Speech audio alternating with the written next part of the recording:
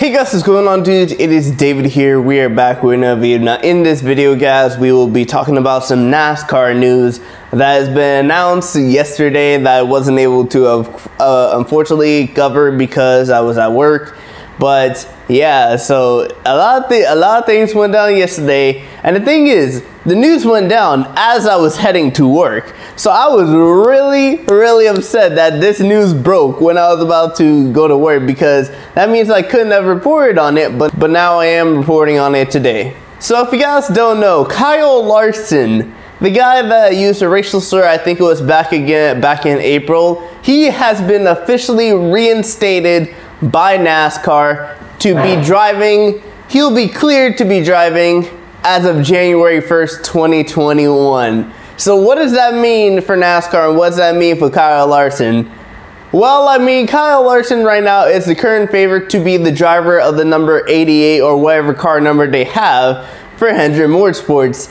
And this would be a big pickup for Hendrick Motorsports due to the fact that Kyle Larson is probably one of the most talented drivers NASCAR has, or when he was driving, they had. But when he comes back, he's definitely still going to be one of the most talented drivers in NASCAR. He can always bring your car up. He can always race good. He can always compete for wins. And considering the fact that Hendrick Motorsports, I would probably say it's a better team than Chip Ganassi Racing to a certain point, this is going to be a big thing for Kyle Larson, because this is going to be a big opportunity for Kyle Larson, because this is really going to prove if Kyle Larson is as good as we all think he is.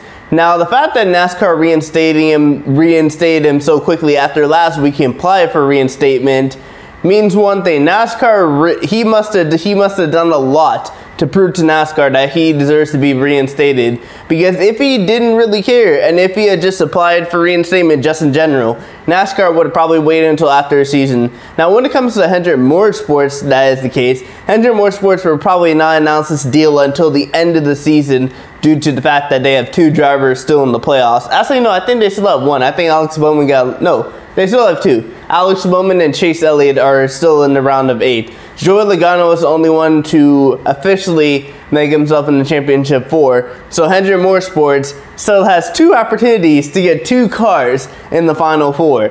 And I just want to say this. The more likely that if Chase Elliott and Alex Bowman don't get into the final 4, that's when the announcement's gonna break.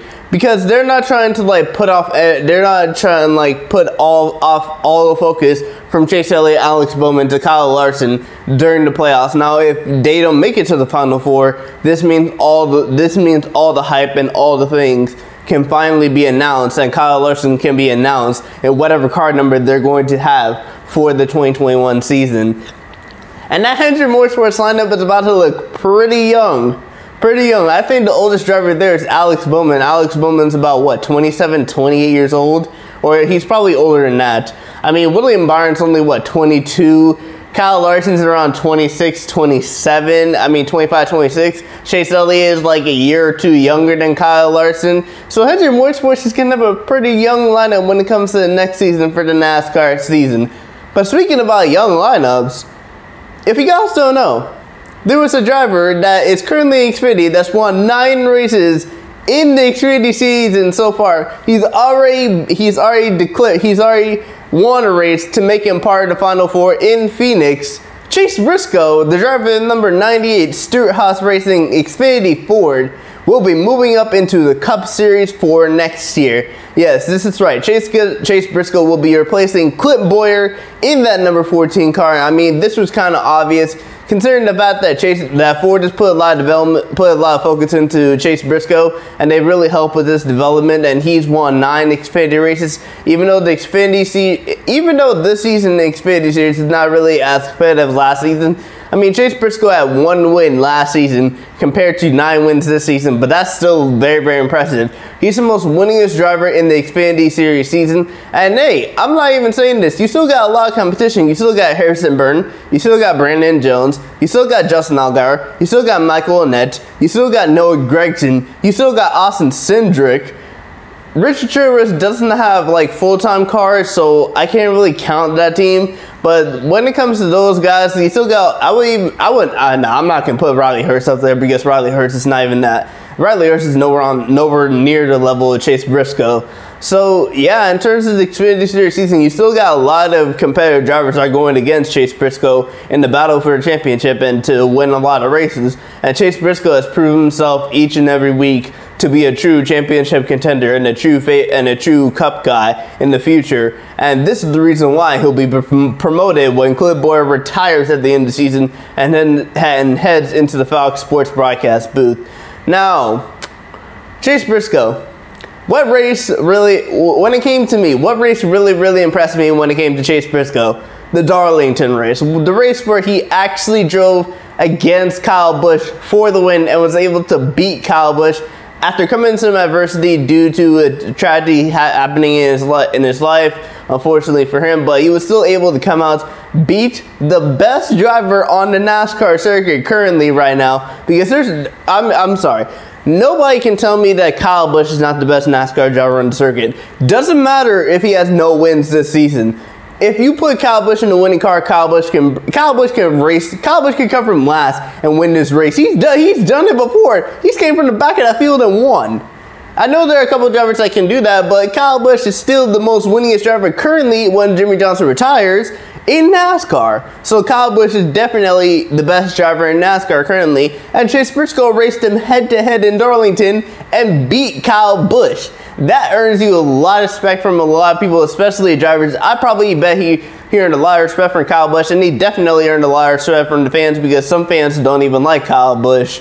So yeah, this is going to be a good opportunity for Chase Briscoe when it comes to the 2021 season. And when it comes to the Stewart-Haas racing lineup, the two veterans on that team are Eric Almirola and Kevin Harvick. So basically it is Kevin Harvick and everyone else, because Kevin Harvick is the most winningest driver on that team. Eric Almirola is nowhere near the wins that Kevin Harvick has. Cole Custer is in his rookie season. He's won the Rookie of the Year this year after he made the playoffs, and no other rookie did that.